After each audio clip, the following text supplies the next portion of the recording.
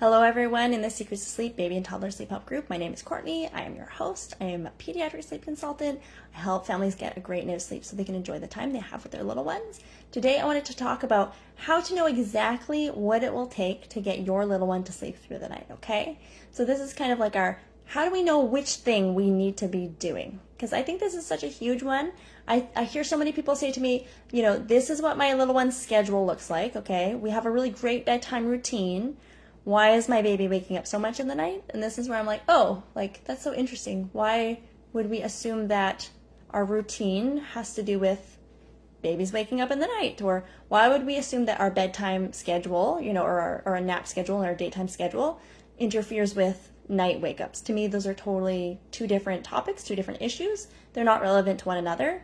Your nap schedule is not the thing that is causing your baby to wake up in the night, okay? So let's talk about this. How do we know what it'll take to get babies to sleep through the night, okay? So here's where I'm like, okay, I have this great resource. I offer free sleep strategy calls. So this is where you can get on a call with me.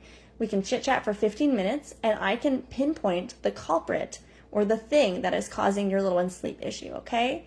I offer sleep strategy calls on Tuesday. So today is a really great day. If you send me that DM and say, free sleep strategy call, I can give you the link to book, okay? We can pinpoint the culprit. So if you're just really not sure what it is and you're like, man, I really just was wondering if it was the schedule, if I needed to tweak it here, tweak it there, move it up, maybe I need some magnesium, maybe it's something to do with our routine. If you want to know the reason, I can flat out just tell you okay, it's this thing. And then you can at least know, right? I think I shared a story that I took my kids to the dentist like a couple weeks ago.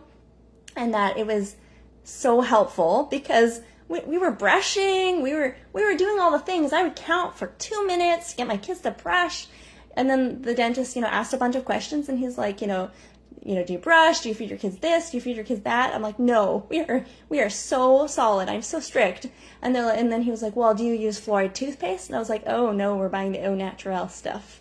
And he's like, oh, you got to do the fluoride toothpaste. And I explained to him well, but my kids can't eat the toothpaste, I told him why, but he pinpointed the culprit. We were not using fluoride toothpaste and we were not flossing. So I was like, okay, well, I kind of just thought it wasn't that big of a deal if we didn't floss, So if you want to get on a sleep strategy call, I can pinpoint the culprit. I can tell you exactly what it is causing your little one to wake up, okay? And then we can chit-chat strategy, okay? So there are proven strategies. People ask me, how often does sleep training work?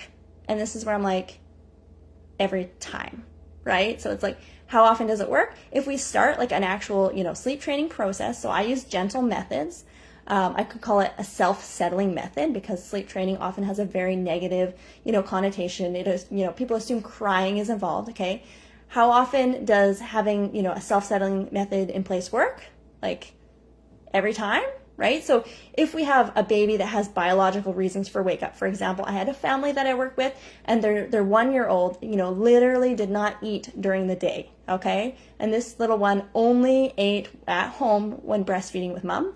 So that's where I'm like, okay, this baby's obviously not going to be able to sleep through the night. But when I worked with the family, we'd put in a self-settling method in place so that instead of the baby waking up, just all night long, that the baby would wake up as much as needed for feeds, which for this family was every 3 hours, right? But for most 6-month-old babies, if they use a self-settling method and they're healthy, they're going to start sleeping through the night. Okay, so this is where I'm like, let's get on a call, we'll pinpoint the culprit, and we'll talk about strategies to help. This doesn't mean that we have to cut out feeds. This doesn't mean that we can't pick up our babies or we can't snuggle our babies. I always tell families, I snuggle my kids before bed every single night. I hop right in their beds. We have a great snuggle every night. I love snuggling, okay? So snuggling is good. But what it means is that we don't have to cross our fingers anymore if we actually know what it is causing the issues with sleep and how to solve for the problems, okay? So on this call, we'll talk about that. We'll pinpoint the culprit. We'll talk about strategies to solve it. And then, of course, I'll welcome you into the 3 Weeks to Better Sleep program if you want to join a program and see it through to the end, okay? So I know that sleep training is difficult. It's not easy. And this is why I work daily with my clients to help them put the strategies into practice, okay? So let's see if I have anything else I wrote here that I thought would be interesting.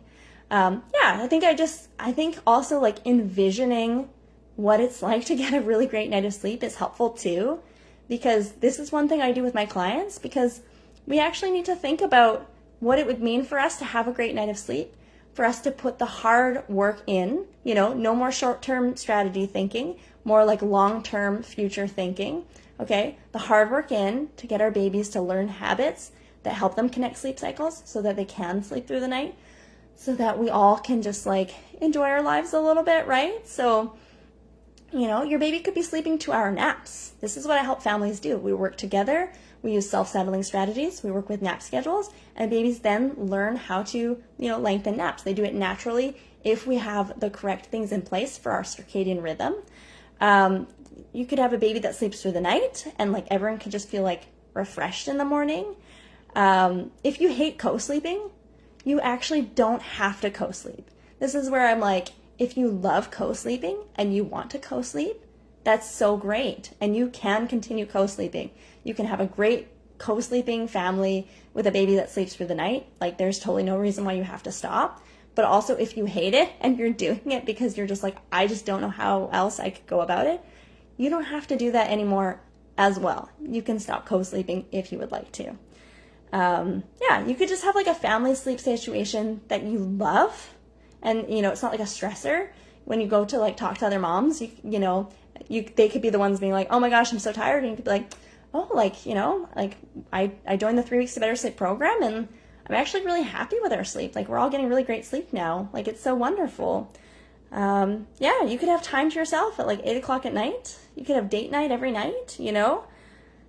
And we just have like only so many years on this planet, and we don't want to spend all of these years just kind of like getting through it. We don't want to spend all these years with our kids just, surviving or waiting for them to grow out of it. I have families that I'll work with 5-year-olds and 6-year-olds who still have sleep challenges because they don't just grow out of it. Like these are things that we actually need to change and put habits in place that change these things. So this is where I'm like, if you want to know exactly what it'll take for your little one to have an awesome night of sleep and take long naps, send me a DM. We can book a free sleep strategy call, and we can also talk about how we can work together if that's something you'd like to do. Okay? I hope that's helpful for you. Send me that DM. Okay? I'm ready and I'm excited for DMs. I have 3 spots available this week. Okay? So if you want to be one in 3 people who have an awesome night of sleep 3 weeks from now, then that's how many spaces I have available this week. Okay? I hope everyone enjoyed this live, and talk to you soon. Bye. Thanks, Linda, for watching.